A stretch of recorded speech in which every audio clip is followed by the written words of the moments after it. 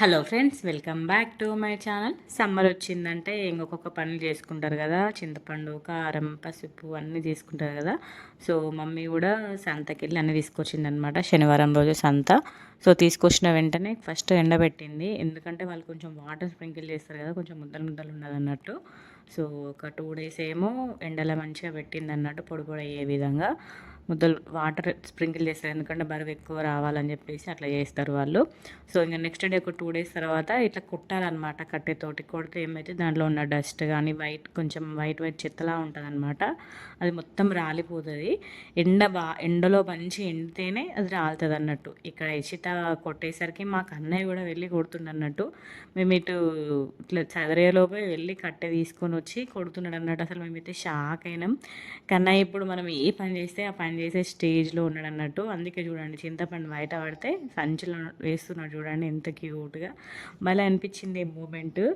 కన్నయ్య భలే అట్లా చిన్న చిన్న పనులు వేస్తుంటే మంచిగా చూడండి, అట్లా లోపలికి వేస్తుండు, బయట పడ్డది లోపలికి వేస్తుండు, కింద అసలు వేయట్లేదు, మంచి కొడుతున్నాడు అనమాట. అసలు మేమైతే మస్తు నవ్వుకున్నాం అసలుకి. కన్నయ్య చింతపండు కొట్టే అంటే కొడుతున్నాడు చూడండి, ఎంత గట్టి కొడుతున్నాడో. మనకి ఎంత బలం ఉందో అంత బలంతో కొడుతుండ అన్నట్టు. అక్కడ ఇష్ట వాళ్ళు ఉంటే వాళ్ళని చూసుకుంటూ కొడుతుండ అన్నట్టు. ఇంకా గట్టి గట్టిగా కొడుతున్నాడు పొట్టోడు, చూడండి ఎంత గట్టిగా వేస్తున్నాడో దెబ్బ. అట్లా చిన్న చిన్న వీడియోస్ లాగా తీసుకున్నాము గుర్తుగా. సో ఇట్లా కొట్టినాక చూడండి ఎంత చెత్త వెళ్ళిందో. ఆ చింతపండు నుండి బయటికి వెళ్తుంది అనమాట. అది మన చింతపండు లోపల అట్లా ఉంచుకుంటే పురుగులు బట్టి తొందర పాడైపోతుంది. మనకి 1 year స్టోర్ ఉండదు చింతపండు. సో అందుకే మమ్మీ ప్రతిసారి కూడా ఇట్లా మంచిగా క్లీన్ చేస్తుంది అనమాట. చూడండి, అట్లా చింతపండు సైడ్ పెట్టేస్తే చెత్త చూడండి మొత్తం వైట్ కలర్ డస్ట్ అంతా చూడండి ఎంత వచ్చిందో, మొత్తం చాట మొత్తం నిండుతుంది అన్నట్టు. ప్రతి ఇయర్ కూడా అట్లనే క్లీన్ చేసి పెడితే చూడండి ఎంత డస్ట్ వచ్చింది, ఒక్కసారికి ఇంత డస్ట్ వచ్చింది అన్నట్టు. అట్లా ఒక 3-4 times ఏమో కొట్టినాం, ఫుల్ వచ్చింది. ఇంకా అది ఎక్కువ వీడియో తీయలే నేను. సో మళ్ళీ అట్లనే ఒక 2-3 times కొట్టినాం అన్నట్టు. సో ఇంట్లో ఉన్న వాళ్ళందరూ కూడా యాక్టివ్ పార్టిసిపేషన్ ఉంటుంది ఈ ప్రాణిలో. ఇషిత, నేను, మా అక్క, మమ్మీ అందరం కూడా కొట్టినాం అన్నట్టు.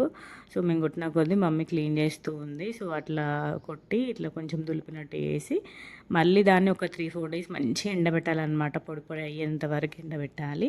ఎండబెట్టినాక ఒక కవర్లో పెట్టి ఏదైనా బాక్స్లో స్టోర్ చేసుకుంటే మనకి 1 year వరకు చింతపండు కొంచెం కూడా పురుగు పట్టకుండా నీట్గా ఉంటుంది.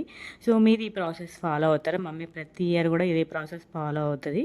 చూడండి, మంచిగా ఒక 2 days మళ్ళీ ఎండబెట్టింది అనమాట. ఎండబెట్టి ఒక కవర్లో మంచిగా గట్టిగా ప్యాక్ చేసి కొంచెం చింతపండు డైలీ వేర్కి ఉండాలనేసి కొంచెం పక్కన పెట్టేసింది.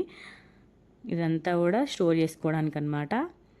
సో ఇట్లా ప్యాక్ చేసి పక్కన పెట్టేసి క్లాత్ పెట్టుతుంది అన్నట్టు. ఇంకా వీడియోస్ రాబోతున్నాయి, చూసేయండి. Bye bye.